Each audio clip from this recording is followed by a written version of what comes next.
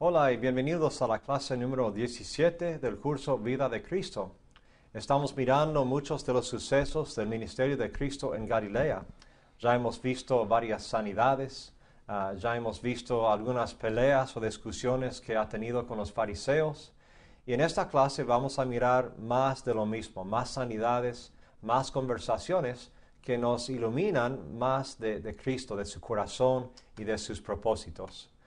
Vamos a empezar con la historia acerca del día sábado. Había varias ocasiones, como vimos en la clase pasada, cuando Cristo hacía milagros en el sábado. Y ahora vamos a examinar con más detalle algunas de esas historias.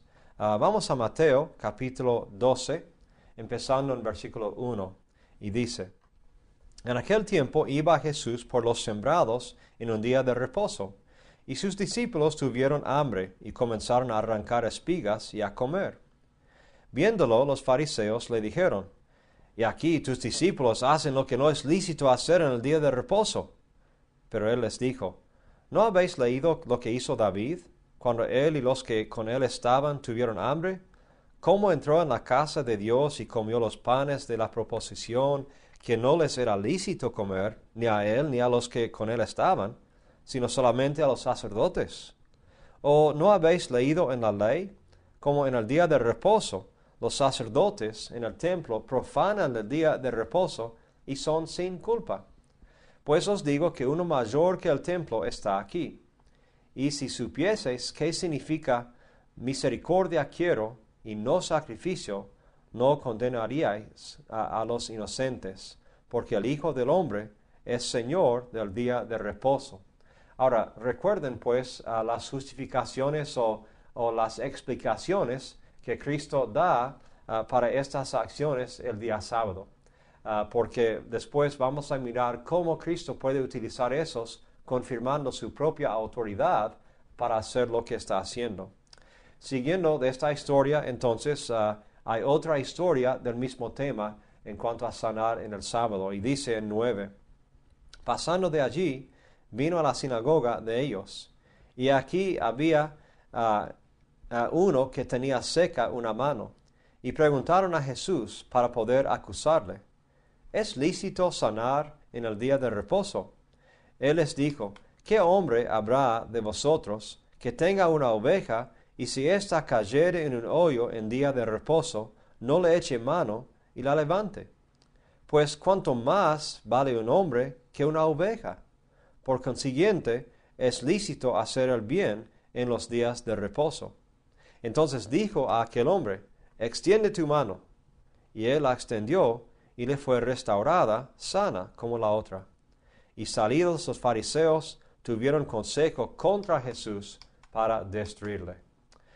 Vemos que en esta historia, como en otras historias, Marcos 2, Marcos 3, Lucas 6, hay unas cuantas historias de cuando Jesús hace sanidades en el día sábado. Y la pelea siempre es la misma. Si puede Jesús trabajar el día sábado, porque obviamente el trabajo era prohibido el día sábado, cuarto mandamiento. ¿Cómo hacía pues Cristo para resolver esta tensión, para contestar de buena forma estas acusaciones? Primero vamos a mirar varios detalles de trasfondo otra vez acerca de esta historia.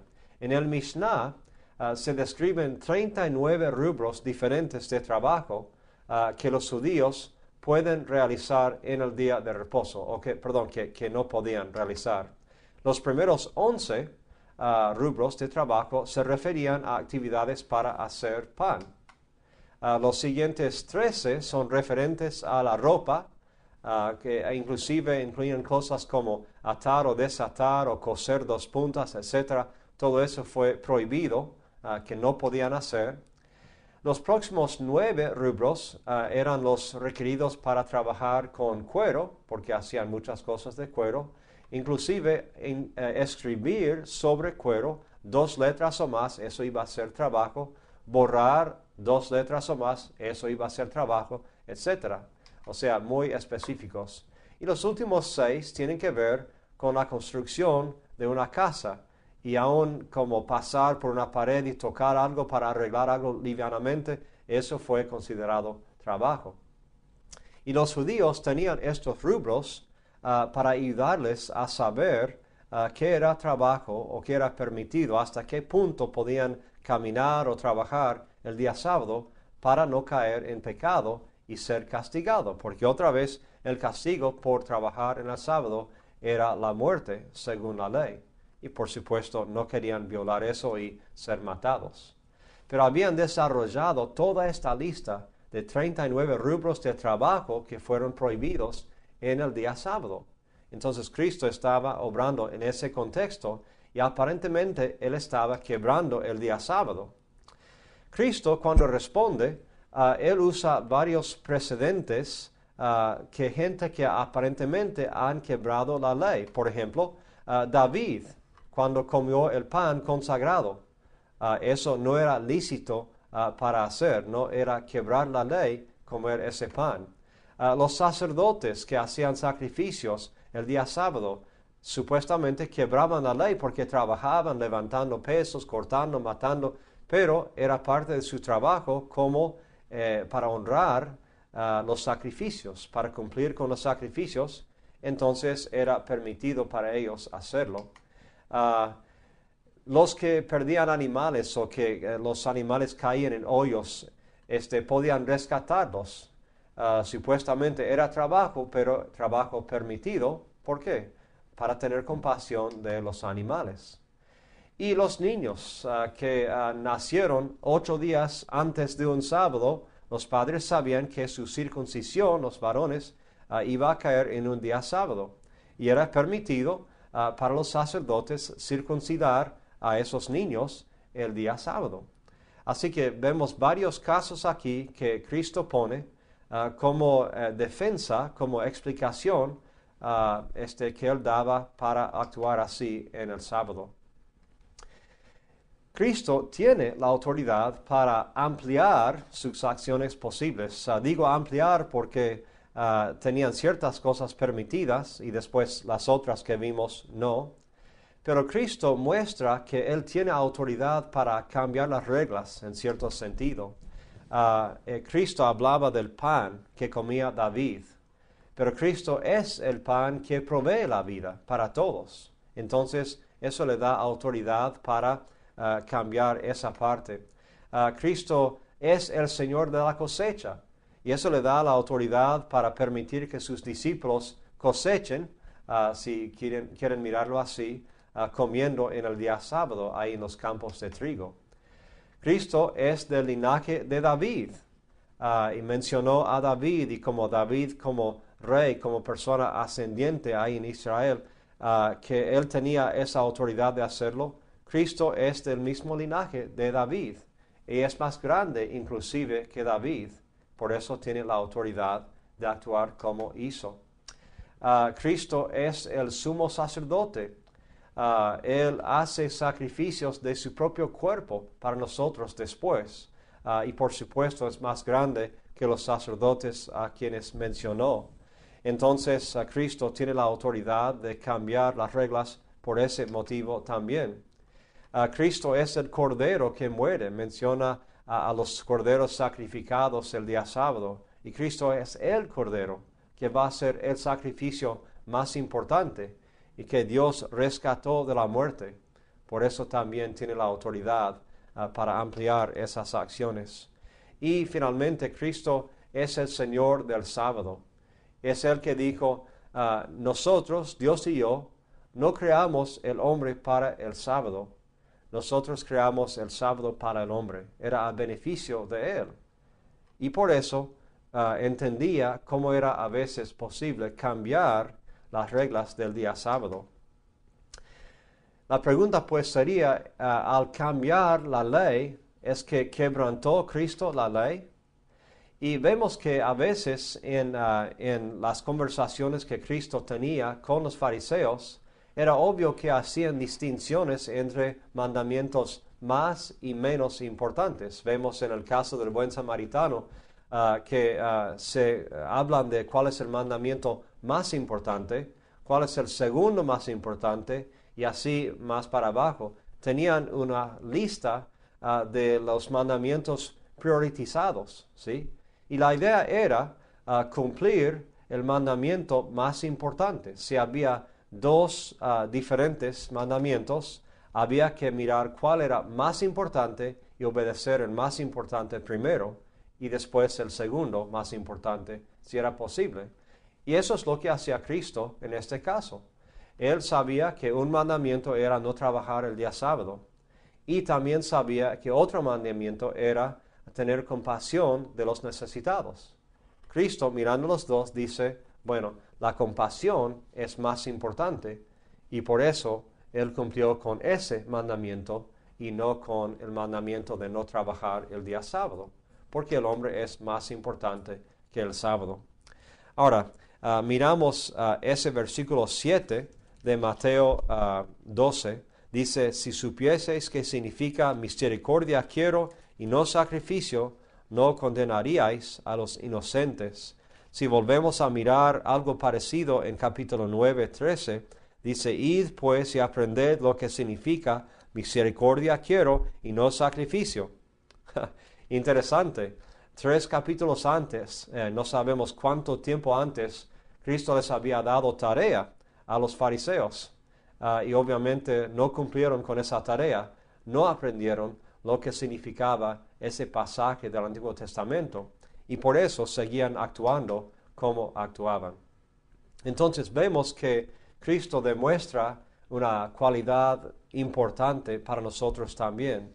Cristo es firme en su obediencia, ¿sí? No es que dejaba de obedecer la ley de Dios y se iba por las ramas, es que sabía lo que era más importante o menos importante. Era firme y a la vez flexible, una cualidad buena para nosotros. Quizás ustedes pueden pensar en algunos ejemplos de esto hoy en día. ¿Cómo es en las iglesias donde están? ¿Cuáles son las tradiciones más importantes, como dirían algunos, las vacas sagradas que no se pueden tocar? En toda iglesia hay tradiciones así, hay actividades así, hay cosas que se hacen, que no se hacen, personas que se respetan más que a otros. Es interesante ver la política, la dinámica de cada congregación. Yo creo que si somos honestos, admitimos que a veces hemos enfatizado algunas cosas más que otras, y a veces equivocadamente. Y Cristo aquí nos da un desafío para revisar, para evaluar qué es lo que consideramos importante en la iglesia, cuáles son las prioridades que tenemos, y a veces debemos reajustarlas según los mandamientos más importantes de Cristo. No es quebrar la ley, es obedecer en sentido aún más profundo la ley de Dios cuando evaluamos bien esas prioridades. Seguimos ahora entonces con otra lectura en Mateo 12 otra vez con versículo 15 en adelante. Sabiendo esto, o sea que los fariseos querían matarle, sabiendo esto Jesús se apartó de ahí y le siguió mucha gente y sanaba a todos. Y les encargaba rigurosamente que no le descubriesen, para que se cumpliese lo dicho por el profeta Isaías cuando dijo, He aquí mi siervo, a quien he escogido, mi amado, en quien se agrada mi alma. Pondré mi espíritu sobre él, y a los gentiles anunciará juicio. No contenderá, ni voceará, ni nadie oirá en las calles su voz. La caña cascada no quebrará, y el pábilo que humea no apagará, hasta que saque a victoria el juicio, y en su nombre esperarán los gentiles. Me encanta eso. Es una cita de Isaías 42. Me encanta la actitud de Cristo aquí, porque describe una característica clave de Cristo en su ministerio. Él no vino a aplastar a la gente. Él no vino a arruinarlos. Él no vino enojado con ellos. Él vino a darles esperanza. Entonces, cuando habla de cañas cascadas y pábilos que humea, Él no va a terminar destruyéndolos. Él va a ayudar.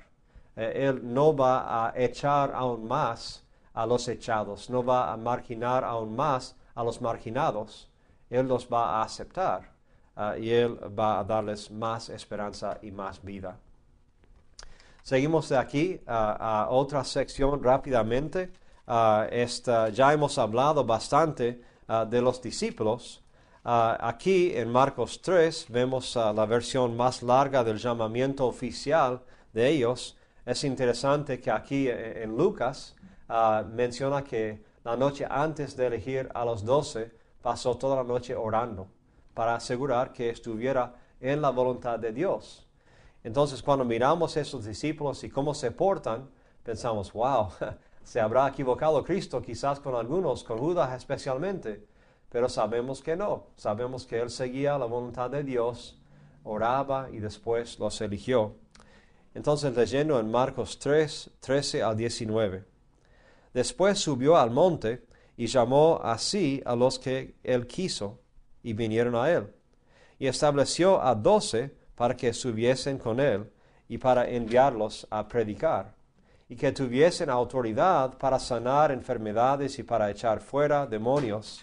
A Simón, a quien puso por sobrenombre Pedro, a Jacobo, hijo de Zebedeo, y a Juan, hermano de Jacobo, a quienes apellidó Boanerges, esto es, hijos del trueno, a Andrés, Felipe, Bartolomé, Mateo, Tomás, Jacobo, hijo de Alfeo, Tadeo, Simón el cananista, y Judas Iscariote, el que le entregó, y vinieron a casa. Lo que quiero destacar aquí es lo que menciona Marcos acerca de este llamamiento. ¿Para qué los llamó? ¿Sí? En versículo 14, repitiendo, dice, Él estableció a 12 para que estuviesen con Él, es lo primero, como los discípulos de los rabís con Smicha, que estaban todo el tiempo con Él, aprendiendo de Él y formándose para ser exactamente como Él. Esos 12 tenían que estar con Él y los iba a enviar a predicar, a sanar, echar fuera demonios. ¿Sí? Esa fue su misión. Y me parece que por lo menos tenemos los primeros 2 de esa lista nosotros también hoy en día. Nos llama Cristo a estar con Él. Es lo principal. Si no estamos con Cristo, no aprendemos de Él. Si no estamos con Él, no somos como Él. Y no podemos dar ese ejemplo a los demás. Así que la primera parte de nuestra misión como sus discípulos es pasar tiempo con Él, de varias formas, orando, leyendo, meditando en Él, estando con otros hermanos que nos enseñan de Él, pasando tiempo en la iglesia, ayudando, sirviendo, estando con Él, como Cristo estaba con estos 12. Y salimos a predicar también. A veces ignoramos esa parte, estamos tan cómodos a veces estando con Él, que nos olvidamos salir a predicar. A veces inclusive nos dedicamos a pelearnos entre nosotros e ignoramos ambas partes de la misión así. Cuando nos peleamos realmente no somos como Cristo y no estamos cumpliendo la misión de predicar el Evangelio. Así que interesante esta lección de los 12. Pasamos a otra historia y ahora volvemos a Mateo, capítulo 8. La historia de un centurión que era muy amado por el pueblo judío de Capernaum. Un poco raro eso porque el centurión era de los romanos, pero obviamente este hombre había ayudado al pueblo, había ayudado a construir su sinagoga, ahí la misma sinagoga de la cual vimos la base en otras fotos antes. Ese centurión ayudó a construir esa sinagoga. Entonces tenemos una historia muy importante acerca de la fe de este Señor. Empezando en Mateo 8, versículo 5, dice, entrando Jesús en Capernaum, vino a él un centurión rogándole y diciendo, Señor, mi criado está postrado en casa, paralítico, gravemente atormentado. Y Jesús le dijo, yo iré y le sanaré. Respondió el centurión y dijo, Señor, no soy digno de que entres bajo mi techo. Solamente di la palabra y mi criado sanará. Porque yo también soy hombre bajo autoridad y tengo bajo mis órdenes soldados. Si digo a este, ve, y va. Y al otro, ven, y viene. Y a mi siervo, haz esto, y lo hace. Al oírlo Jesús se maravilló y dijo a los que le seguían, de cierto os digo que ni aun en Israel he hallado tanta fe. Y os digo que vendrán muchos del oriente y del occidente, y se sentarán con Abraham e Isaac y Jacob en el reino de los cielos. Mas los hijos del reino serán echados a las tinieblas de afuera. Allí será el lloro y el crujir de dientes. Entonces Jesús dijo al centurión, ve, y como creíste, te sea hecho. Y su criado fue sanado en aquella misma hora. La pregunta aquí es, ¿por qué es más grande la fe del centurión que cualquiera de Israel? Es una declaración importante, realmente sorprendente, que Cristo alabe tanto a este hombre que ni es judío, es soldado, es romano. ¿Por qué era tan grande esa fe? Yo creo que por lo menos hay dos cosas aquí que hacen que su fe sea más grande. Uno, porque él creyó que Jesús podría hacer lo que él estaba pidiendo. ¿Sí? Tenía la fe que Cristo tenía poder primero, y muchos ni tenían eso. Pero segundo, y yo creo que más importante, este soldado de alguna forma reconoció quién era Jesús. No sabemos si él entendió todo detalle de que había venido del cielo, que era el Mesías esperado. No sabemos si él captó esa parte, no siendo judío. Pero obviamente este hombre que tenía autoridad reconocía las pistas de autoridad en otra persona. Y él sabía que Cristo tenía autoridad sobre el diablo, sobre esas enfermedades, y que tenía el poder para responder a su pedido. Esas eran dos cosas que muchos de los judíos, hasta los fariseos, no reconocían.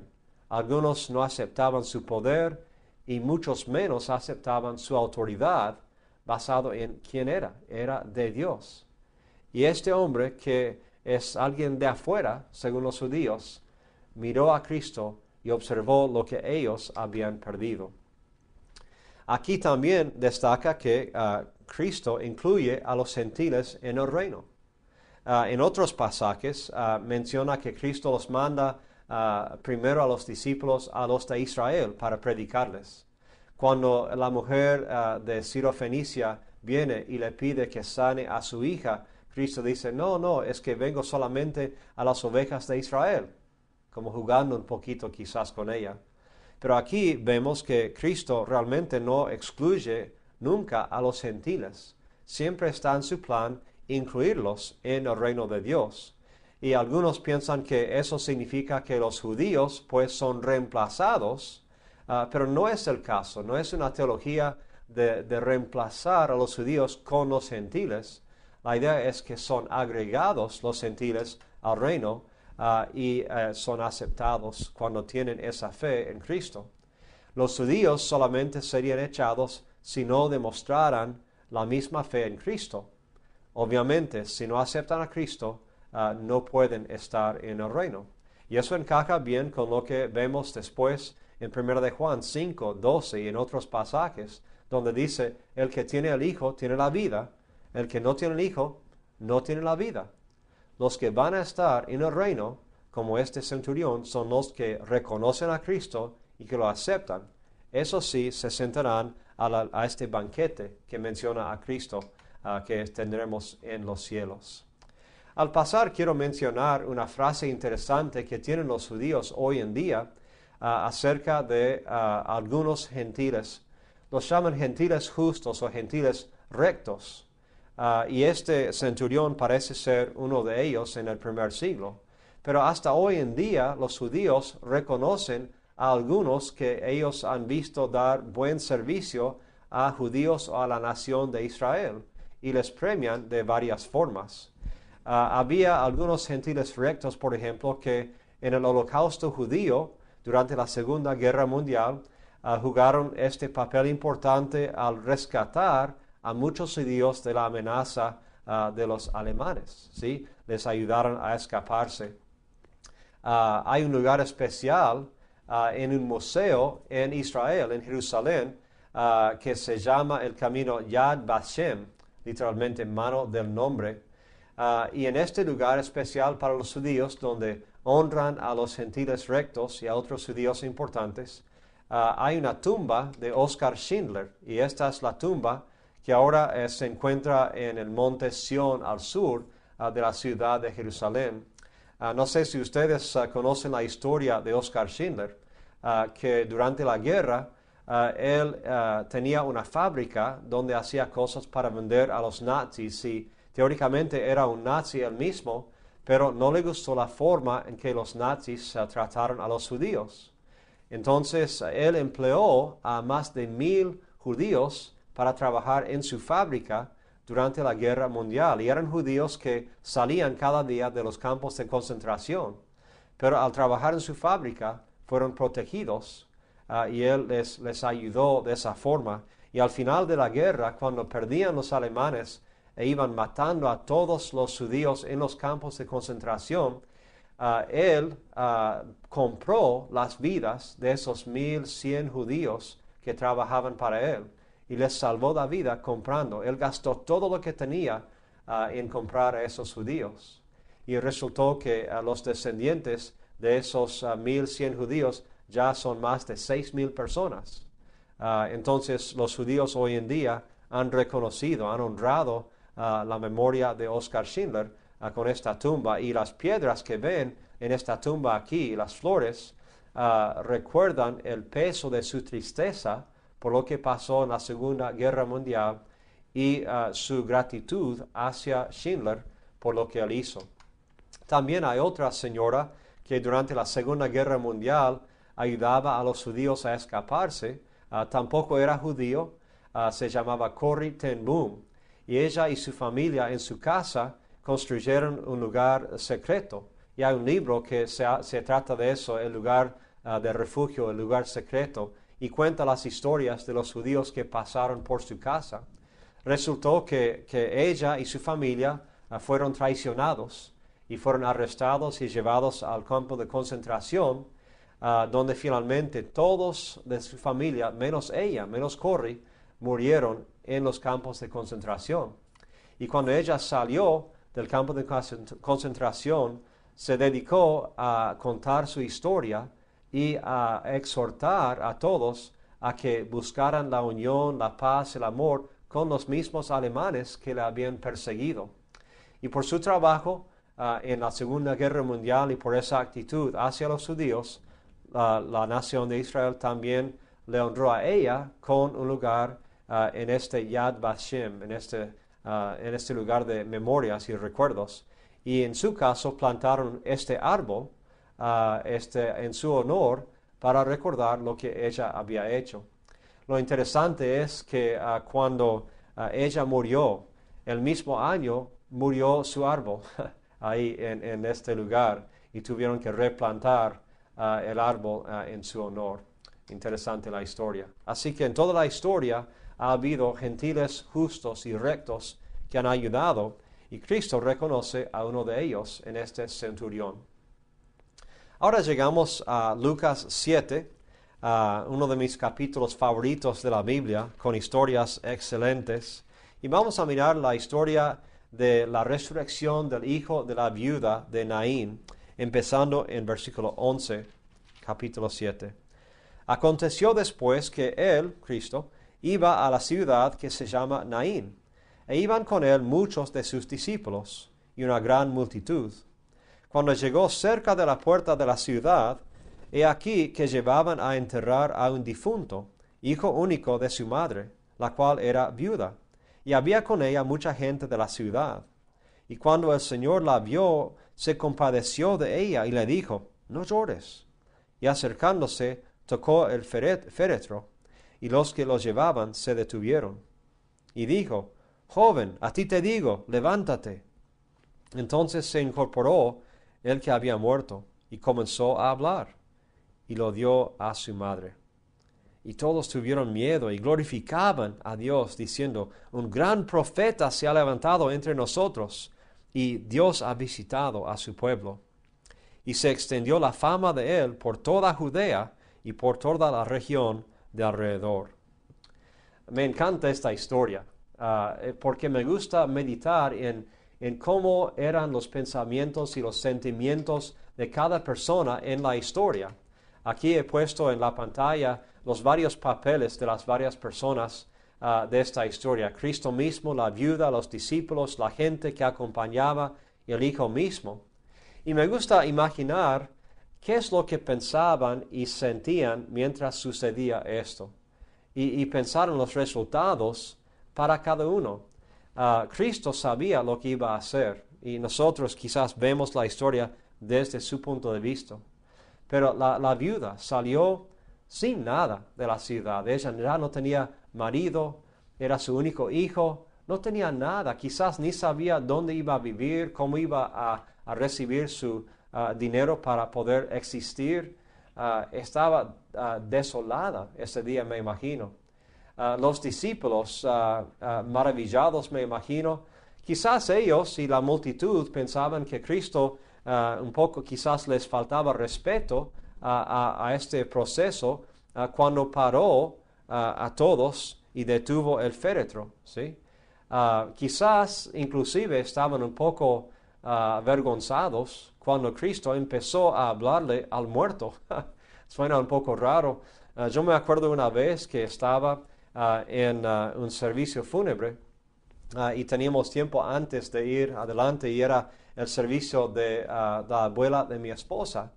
Y yo me acuerdo que cuando estábamos ahí, la familia hablando, yo me acerqué ahí y la miraba a ella, así en el ataúd, y pensé en esta historia. Y pensé, ¿qué tal si yo dijera, abuela, levántate, a ti te digo, levántate? ¿Qué pensaría mi familia? Aparte de quizás que estoy loco, o quizás estoy muy triste, que no estoy pensando bien, quizás estarían molestos por hablarle al muerto así. Pero Cristo sabía exactamente lo que hacía. Entonces le habla al muerto y se levanta.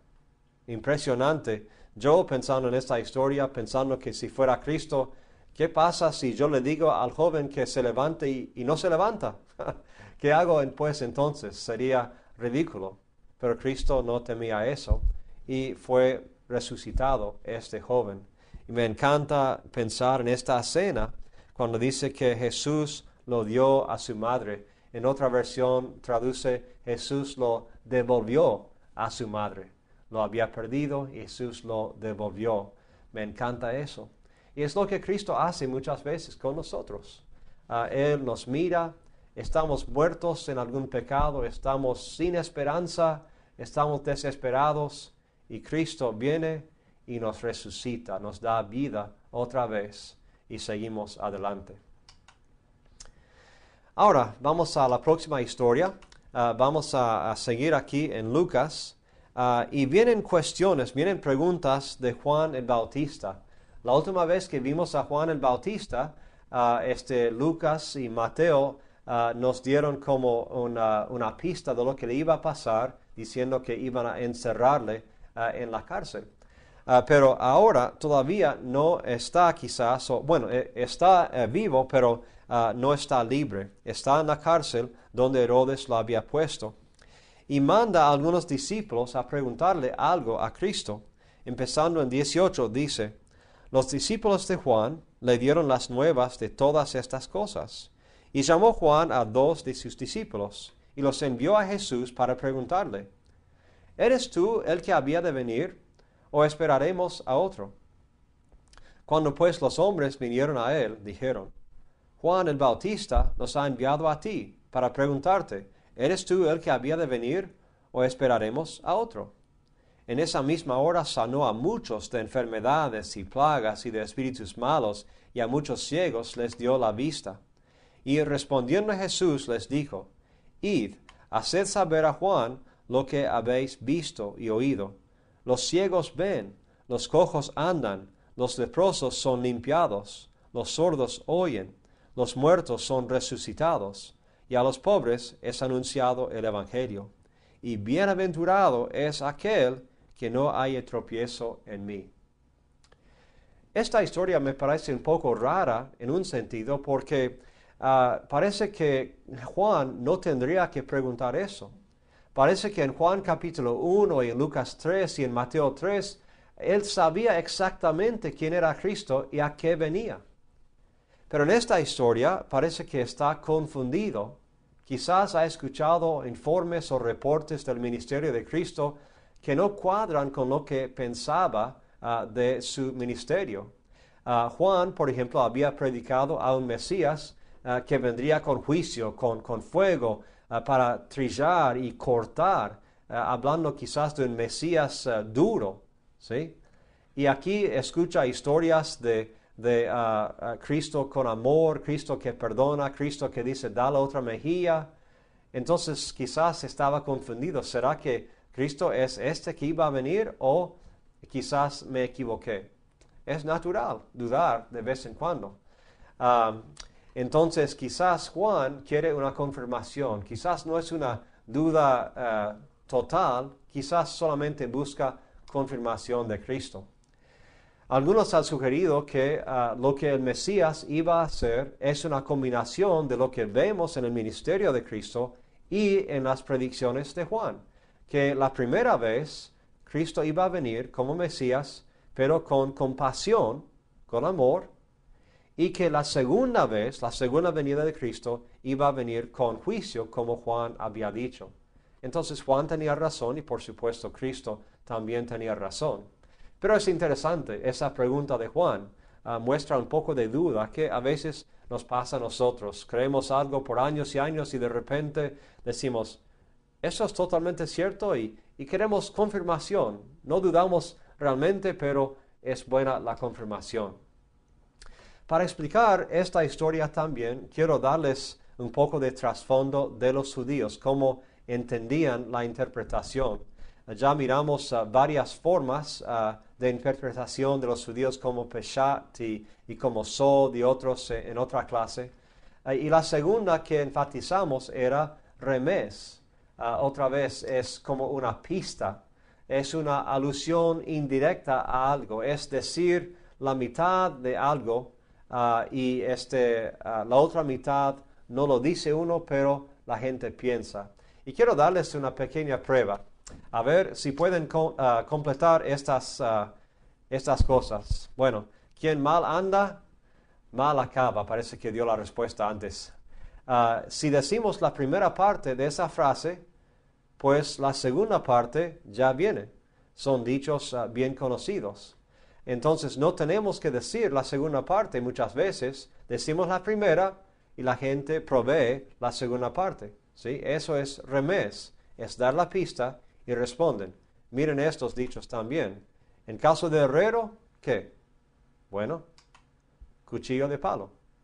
¿Sí? Otra vez decimos la primera parte y se viene la segunda parte. Otro, más vale pájaro en mano que 100 volando. Otra vez un dicho conocido y decimos la primera y la gente ya sabe. Agua que no has de beber, ¿qué? Déjala correr. ¿Sí? Son algunos ejemplos de remes quizás modernos.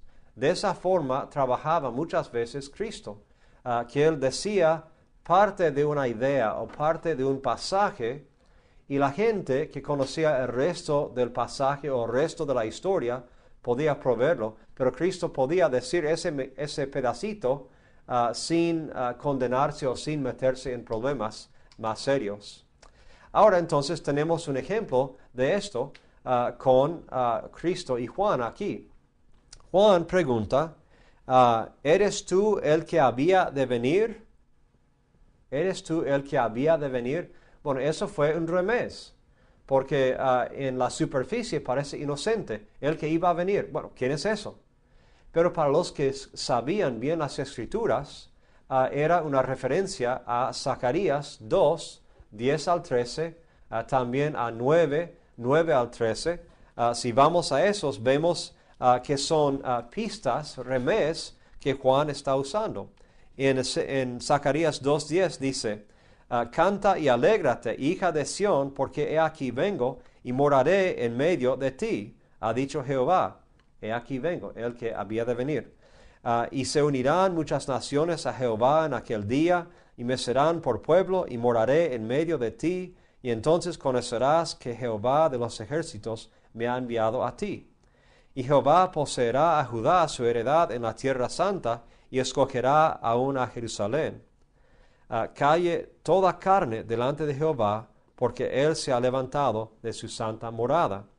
Es un pasaje de una profecía mesiánica, cosas que iban a ocurrir cuando viniera el Mesías. Saltando a Zacarías 9:9, a otro pasaje que nos suena conocido, dice, alégrate mucho, hija de Sión, da voces de júbilo, hija de Jerusalén, y aquí tu rey vendrá a ti, el que había de venir, justo y salvador, humilde y cabalgando sobre un asno, sobre un pollino, hijo de asna. Y lo interesante de eso, cuando dice salvador, la palabra para salvador o salvación es Jesús. Entonces Jesús se menciona indirectamente en este pasaje en el hebreo original.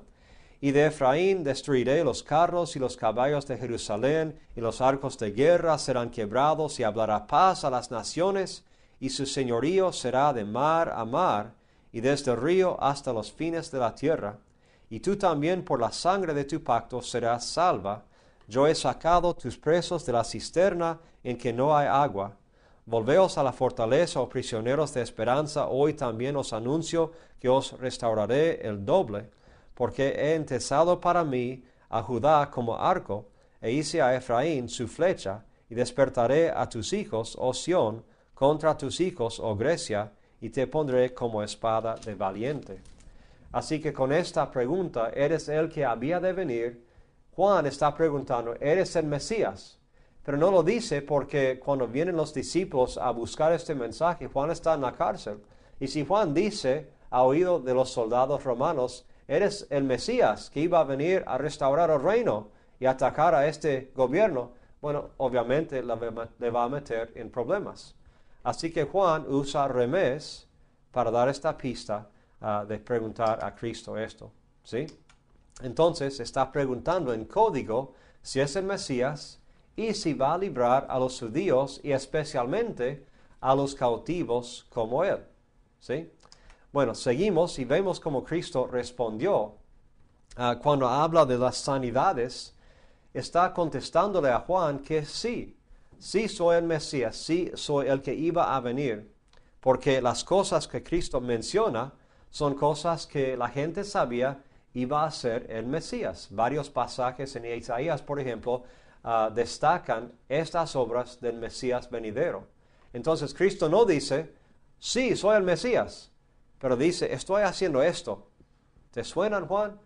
Son obras del Mesías, ¿sí? Y así Juan recibe la respuesta, ¿sí? Sin decirlo directamente y meterse en problemas. Y con la segunda parte, si Cristo va a librar a los cautivos como Él, ¿sí? Si va a establecer el reino ahora mismo como esperan muchos, Cristo otra vez le contesta por remés que no será libertado. Pero quizás es como al revés, porque da varios pasajes, por ejemplo, que hablan de sanidades y como parte de la lista de lo que hace el Mesías, en varios pasajes como en Salmo 146, en Isaías 42, en Isaías 61, en todos estos pasajes, en la lista de cosas mesiánicas, está la parte donde dice, da libertad a los cautivos. Y cuando Cristo da la lista de las cosas que Él está haciendo, solamente da las otras. Nunca menciona que va a dar libertad a los cautivos. Quizás por remés, casi al revés, está diciendo a Juan, mira, no vas a ser librado, vas a morir ahí en la cárcel, pero que seas fiel, porque todos los que no hayan tropiezo en mí, que siguen fieles, ya serán bienaventurados. Así que le contesta a Juan por remés ambas preguntas, y ya sabe Juan que es el Mesías, pero que Juan mismo va a morir en la cárcel. Esta foto aquí les muestra el lugar tradicional donde Juan supuestamente fue encarcelado por Herodes y donde fue matado. Aquí arriba de esa fortaleza vemos los restos del palacio de Herodes que tenía al lado del Mar Muerto. Y entonces cuando se van los discípulos de Juan, Cristo sigue hablando de Juan. Vamos a seguir en capítulo 11, ahora saltando a Mateo, pero la misma historia. Mateo 11, 7 dice: Mientras ellos se iban, comenzó Jesús a decir de Juan a la gente: ¿Qué salisteis a ver al desierto? ¿Una caña sacudida por el viento? ¿O qué salisteis a ver? ¿A un hombre cubierto de vestiduras delicadas? Y aquí los que llevan vestiduras delicadas en las casas de los reyes están. ¿Pero qué salisteis a ver? ¿A un profeta? Sí, os digo, y más que profeta, porque este es de quien está escrito: He aquí yo envío mi mensajero delante de tu faz, el cual preparará tu camino delante de él. De cierto os digo, entre los que nacen de mujer, no se ha levantado otro mayor que Juan el Bautista, pero el más pequeño en el reino de los cielos mayor es que él.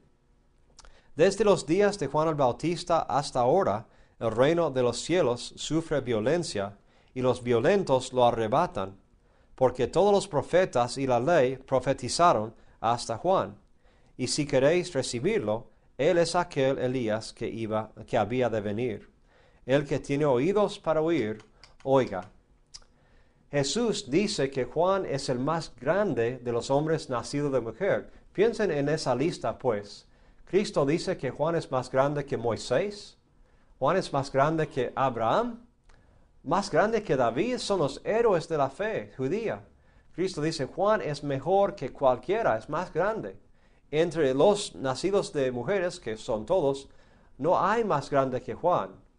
Y inmediatamente agrega: pero el más pequeño en el reino de Dios nuevo que está llegando es mayor que Juan.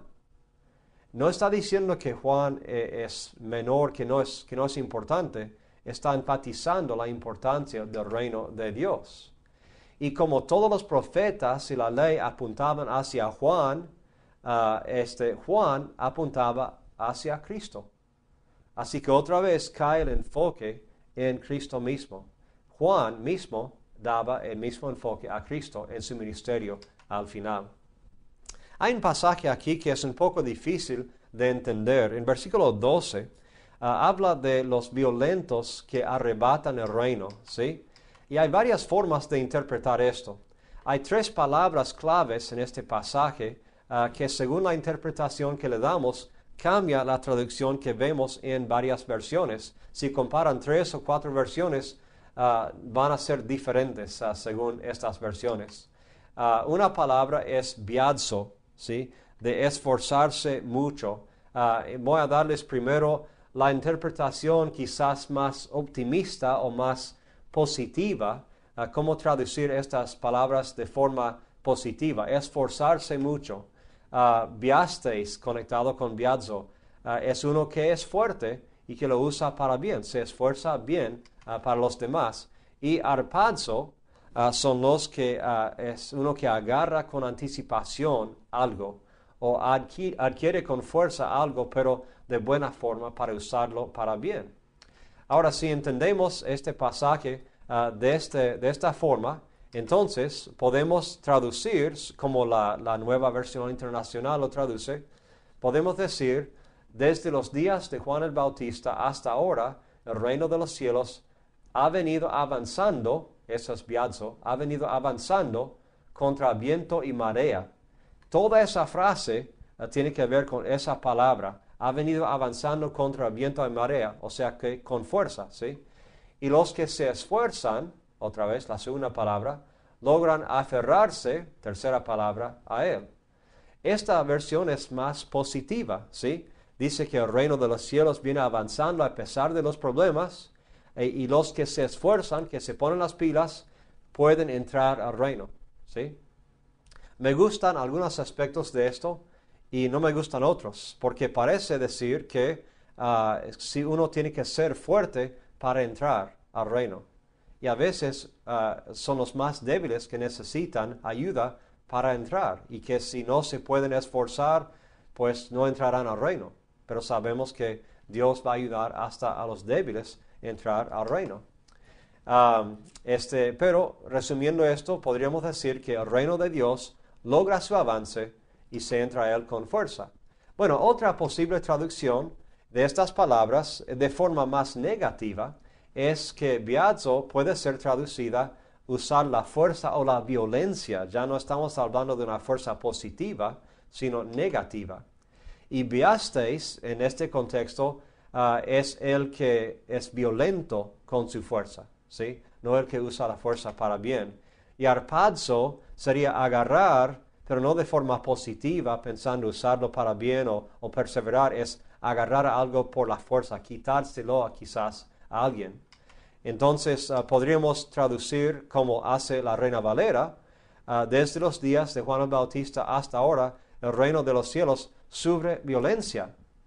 ¿Qué diferencia de viene avanzando contra viento y marea? ¿Sí? Sufre violencia, eso es biazo, y los violentos, biasteis, lo arrebatan, arpazo.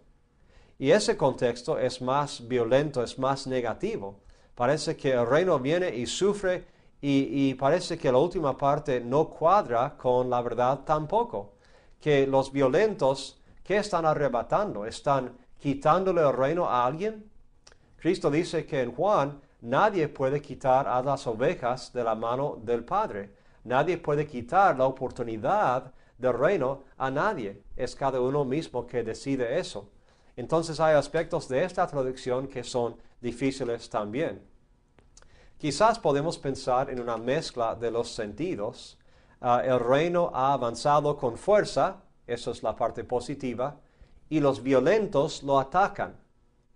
Eso encajaría bastante bien con la idea de lo que está pasando.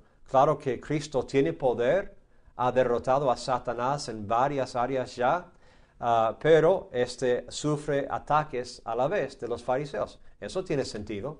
O podríamos decir, el reino ha sufrido violencia en vez de avanzar con fuerza, y por eso hay que ser fuerte para entrar, que también es la verdad que uno necesita confiar y perseverar y aceptar con fe. Uno tiene que ponerse las pilas. En cierto sentido hay verdad en eso. Ven que es un poco complicado. El contexto más amplio de este pasaje, en capítulo 10, un poco antes, Cristo ha hablado de persecución posible, de matanzas posibles, de espadas que van a sufrir. Cristo y Juan han sufrido oposición y sabemos que después serán mártires ambos. O sea que en ese sentido entendemos cómo podemos traducirlo, que el reino de los cielos sufre violencia y los violentos lo atacan, es cierto eso. El final de capítulo 11, Cristo habla de descansar en Él y como su yugo es liviano. Y en ese sentido también es correcto, el reino de los cielos va a llegar y vamos a todos a poder aprovechar ese reino. Pero la parte que también enfatizamos es que no a la fuerza entramos, ¿sí? No forzamos a Dios a hacer nada. Dios nos regala el reino y aceptamos, no se lo quitamos, no somos capaces de eso. Y sabemos con certeza que hasta los débiles pueden entrar, porque Cristo vino a salvar a esos débiles, a los enfermos. Va a ayudar a entrar al reino de Dios. Así que Cristo termina este pasaje reprendiendo a la gente, ¿sí? Dice, ¿mas a qué compararé esta generación? Es semejante a los muchachos que se sientan en las plazas y dan voces a sus compañeros diciendo, os tocamos flauta y no bailasteis, os endechamos y no lamentasteis. Porque vino Juan que ni comía ni bebía y decían, demonio tiene. Vino el Hijo del Hombre que come y bebe y dicen, he aquí un hombre comilón y bebedor de vino, amigo de publicanos y de pecadores. Pero la sabiduría es justificada por sus hijos. Parece que en este caso la gente no se satisface con nada, no están contentos ni con Juan ni con Cristo, y la verdad es que ninguno de los dos, especialmente Cristo, encaja con sus expectativas. ¿Qué esperan de un Mesías? Bueno, piensan que saben, pero cuando aparece no encaja, ¿sí? Y ellos quieren que Él, Cristo, se ajuste a ellos. Ellos no quieren ajustarse a Él. Pensemos en cómo es eso para nosotros hoy en día. ¿Esto les suena a ustedes como nosotros, que pedimos que Cristo cambie para nosotros, que exigimos que Cristo se ajuste a nosotros? Queremos cambiar el Evangelio para hacerlo más cómodo para los demás. No queremos ofender a nadie con esta idea de sacrificar o de dar todo para Cristo, de sufrir para Él. A veces somos culpables de lo mismo que dijo Cristo aquí. Esta gente no se satisface con nada, ¿sí? Debemos ajustarnos a Cristo y no Cristo a nosotros. Y la última historia que queremos tocar hoy está otra vez en Lucas, el mismo capítulo donde vimos el hijo de la viuda de Naín resucitado. Y aquí es una señora que viene a visitar a Cristo en la casa de Simón, el fariseo. Empezando en 7:36 dice: uno de los fariseos rogó a Jesús que comiese con él, y habiendo entrado en casa del fariseo se sentó a la mesa.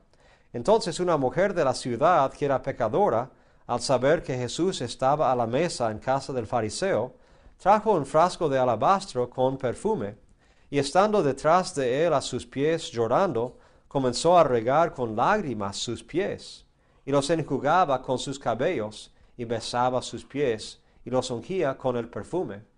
Cuando vio esto el fariseo que le había convidado, dijo para sí: si fuera profeta, conocería quién y qué clase de mujer es la que le toca, que es pecadora. Entonces, respondiendo Jesús, le dijo: Simón, una cosa tengo que decirte. Y él le dijo: di, maestro. Un acreedor tenía 2 deudores. El uno le debía 500 denarios y el otro 50. Y no teniendo ellos con qué pagar, perdonó a ambos. Di pues, ¿cuál de ellos le amará más?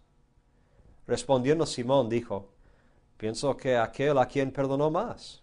Y él le dijo: rectamente has juzgado. Y vuelta la mujer dijo a Simón: ¿ves esta mujer? Entré en tu casa y no me diste agua para mis pies, mas ésta ha regado mis pies con lágrimas, y los ha enjugado con sus cabellos. No me diste beso, mas ésta, desde que entré, no ha cesado de besar mis pies. No ungiste mi cabeza con aceite, mas ésta ha ungido con perfume mis pies. Por lo cual te digo que sus muchos pecados le son perdonados, porque amó mucho. Mas aquel a quien se le perdona poco, poco ama. Y a ella le dijo: tus pecados te son perdonados. Y los que estaban juntamente sentados a la mesa comenzaron a decir entre sí: ¿quién es este que también perdona pecados? Pero él dijo a la mujer: tu fe te ha salvado, ve en paz. Y me gustan varios detalles de esta historia. En versículo 39, cuando dice que si fuera profeta, sabría quién es esta mujer. Y el chiste aquí, el chiste serio, es que Jesús es un profeta y lo sabe y la ama igual, cosa que debemos hacer nosotros. En 47, Cristo enfatiza que la mujer fue perdonada porque amó. Y la mujer en 50 fue salvada porque creyó. Así que de todos los de esa casa, quizás esta mujer cambió más que cualquiera, quizás recibió más que cualquiera. Se fue de la casa perdonada y salvada. Impresionante, ¿sí? Su acción fue resultado de su fe. Y surgió todo, su acción de eso de besar y ungirlo y todo, surgió de esa gratitud y la humildad que ella sentía hacia él. Qué buen ejemplo para nosotros. Y Simón, quizás somos más como Simón de lo que queremos admitir a veces. Simón no creyó en Cristo. Quizás estaba entre ellos que cuestionaba a Cristo por qué tenía o por qué pensaba que tenía autoridad. No creyó, no amó, no actuó, entonces no fue perdonado ni salvado. ¿Qué podemos pues aprender de estas historias? Que realmente Cristo es nuestro ejemplo en todo. Vemos cómo Él se relaciona con la gente. Vemos cómo Él acepta a la gente. Vemos cómo Él sana a los necesitados. Vemos cómo Él habla con los altos y los bajos. Vemos cómo Él tiene compasión y cómo Él también puede enojarse. Él es nuestro ejemplo. Así que la meta para esta clase y para nuestras vidas, nuestras iglesias, es copiar totalmente las actitudes y las acciones de Cristo como Él las demostró en estos pasajes. Que el Señor nos ayude a hacer lo que Cristo hizo en su ministerio.